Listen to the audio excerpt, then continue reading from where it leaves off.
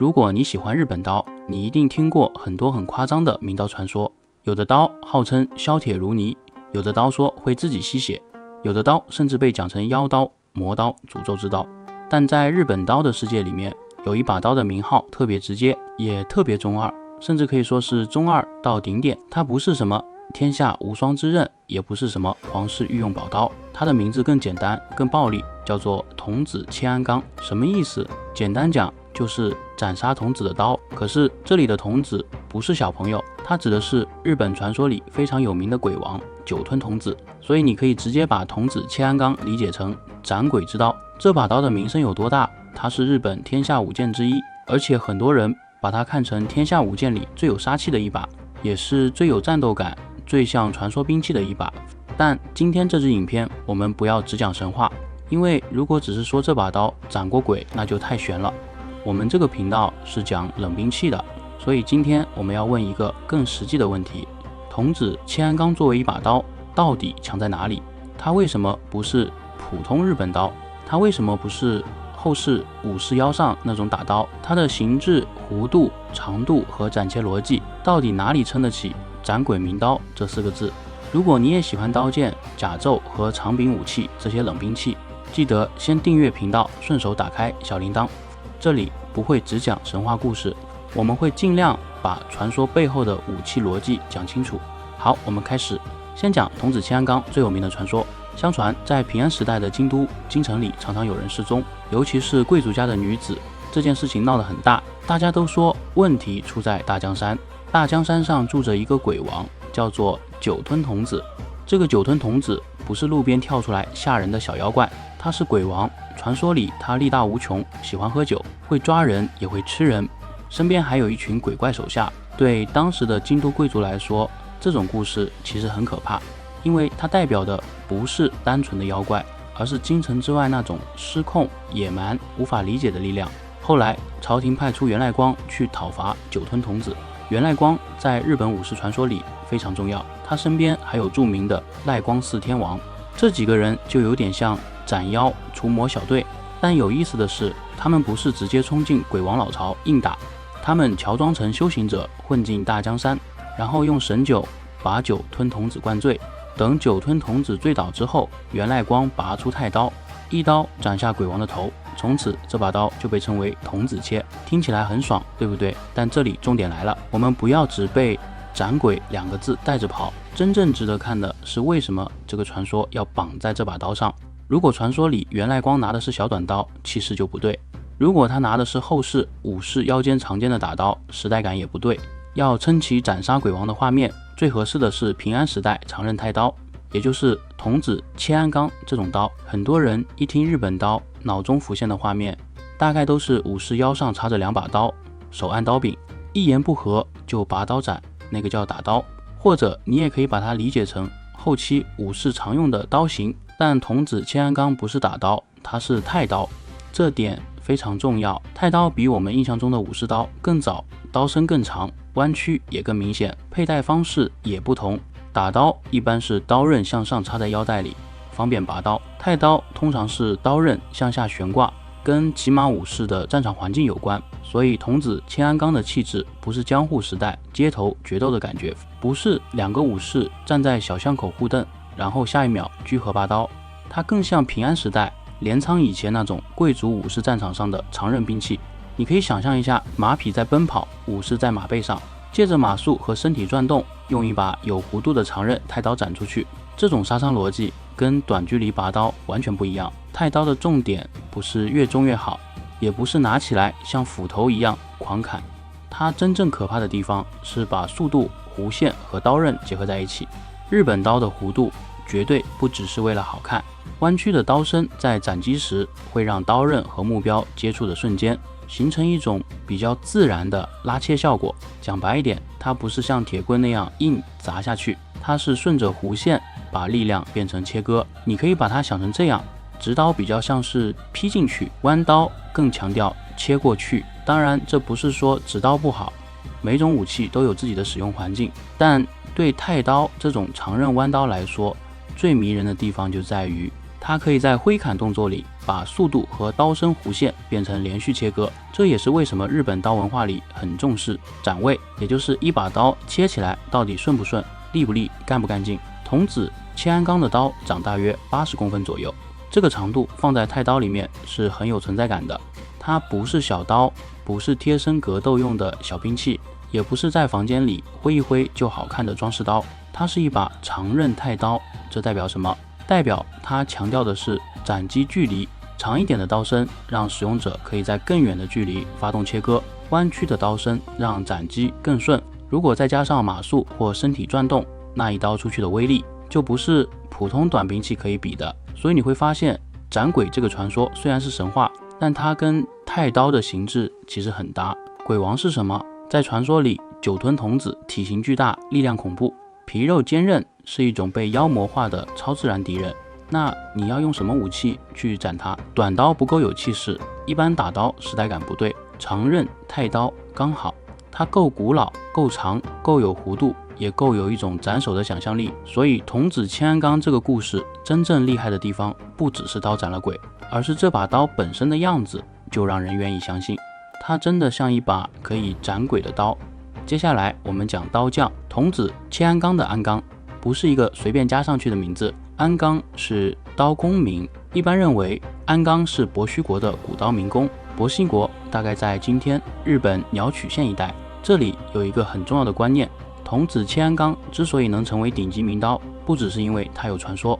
如果一把刀本身很普通，只是后人硬加一个故事，那它顶多就是民间传奇，不会在日本刀史上站到那么高。童子切安纲不一样，它本身就是一把非常重要的古太刀。所谓古太刀，跟后世那些审美越来越成熟的刀不太一样。古太刀身上有一种比较原始、比较冷、比较接近战场的味道。它不是一开始就被当成艺术品，它首先是一件武器，一件可以杀人的武器。这点对冷兵器频道来说很重要，因为很多人讲日本刀，讲到最后都变成在讲美术馆里的收藏品。刃纹很美，姿态很美，历史很美，包装很美，这些都没错。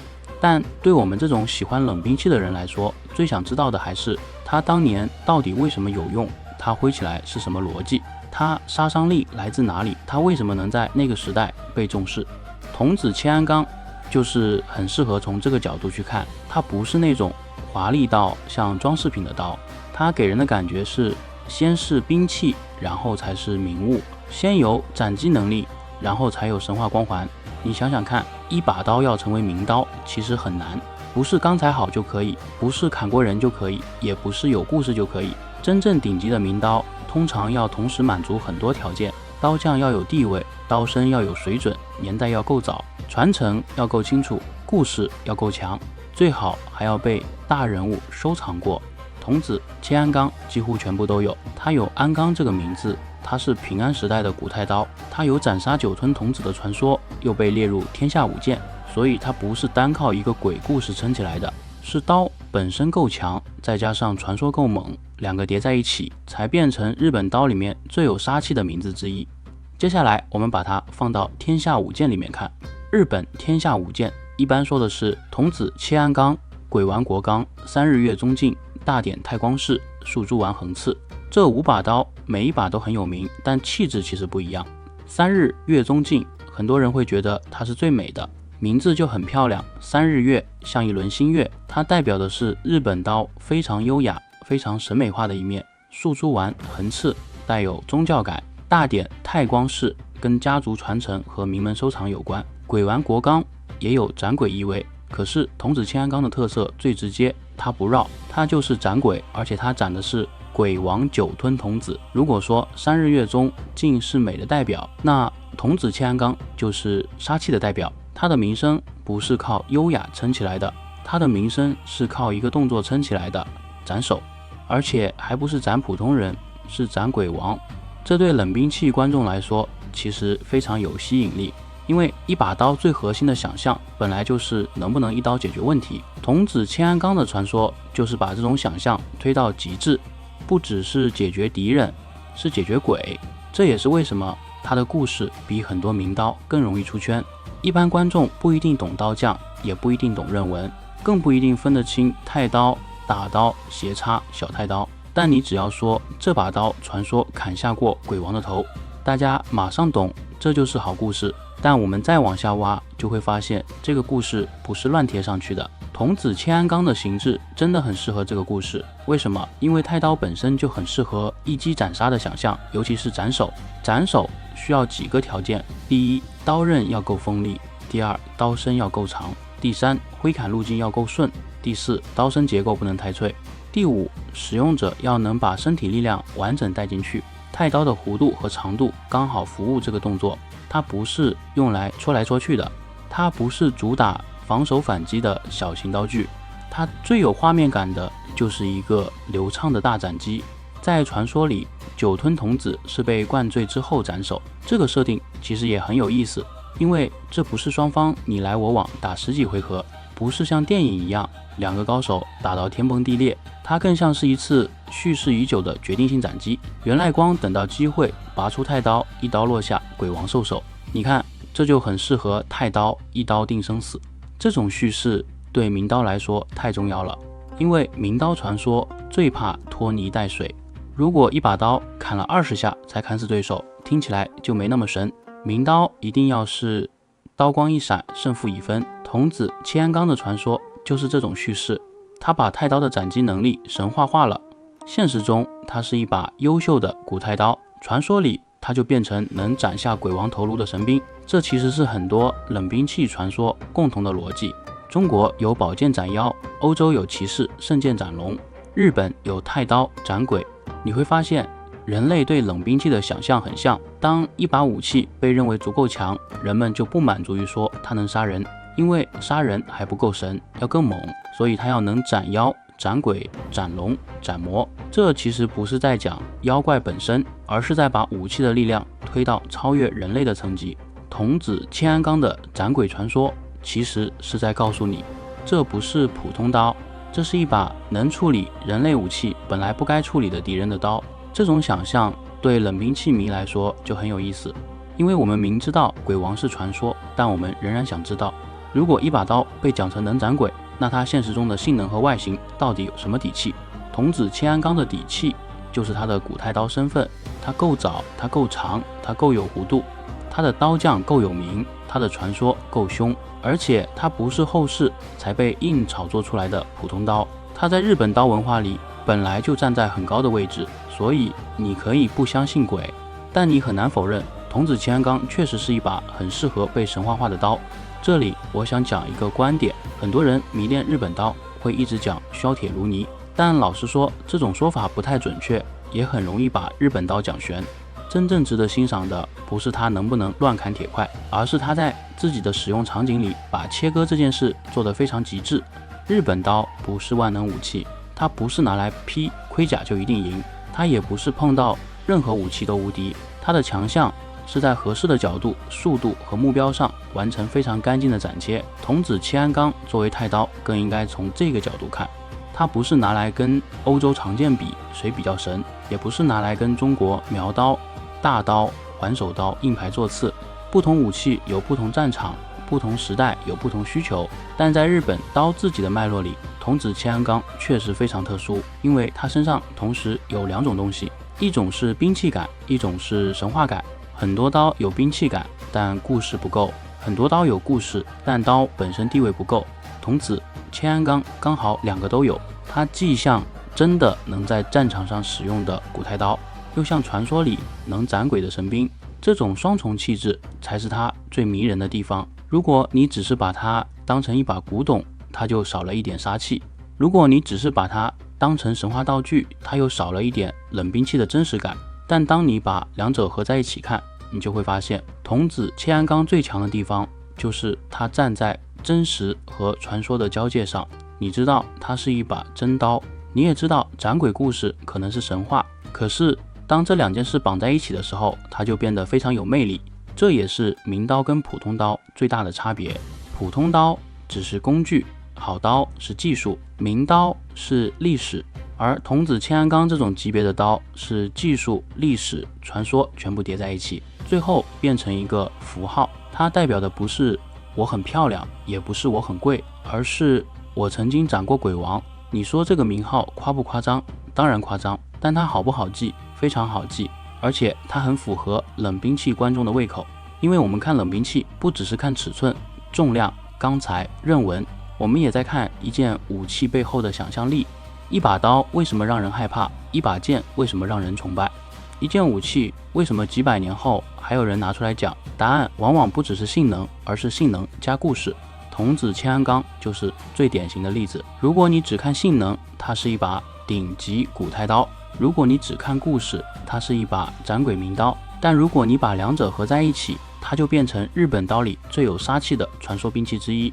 所以这支影片最后，我们回到标题那个问题：童子千安钢到底强在哪里？它强在不是只有一个点强，它不是单靠锋利，锋利的刀很多；它不是单靠古老，古老的刀也不少；它不是单靠传说，有传说的武器满世界都是。童子千安钢真正强的地方是把这些全部集中到一起。它是一把平安时代的古太刀，它有太刀该有的长刃、弧度和斩切逻辑。它的刀匠安钢在日本刀史上有地位，它又被绑定到九吞童子这种顶级鬼王传说。所以当你听到童子千安钢这个名字时，你想到的不是一把被放在展柜里的安静古董，你想到的是一把刀从鞘中拔出，刀光一闪，鬼王头颅落地。这就是它最可怕的地方，它让你相信一把真实存在的冷兵器可以承载一个超现实的斩鬼故事。你可以不相信鬼，但你会相信这样一把刀在那个时代一定让人敬畏，而这可能就是名刀真正的力量。不是它今天还能不能砍，而是它几百年后甚至上千年后仍然能让人一听名字就感觉到那股冷意。童子千安钢，日本天下五剑之一，一把不靠华丽出名，而是靠杀气出圈的古太刀。它也许没有真的斩过鬼，但它确实展开了日本人对刀的想象，从兵器到传说，从太刀到神兵，这就是童子千安钢最值得看的地方。如果你喜欢这种从冷兵器本身出发拆解名刀名剑的内容，记得帮我订阅一下频道，也可以打开小铃铛。你也可以到留言区跟我说，你觉得天下五剑里最强的到底是哪一把？或者你其实更喜欢妖刀村正？有兴趣的话，可以点旁边或下方的影片继续看。我们下一支影片继续聊那些真正让人着迷的冷兵器。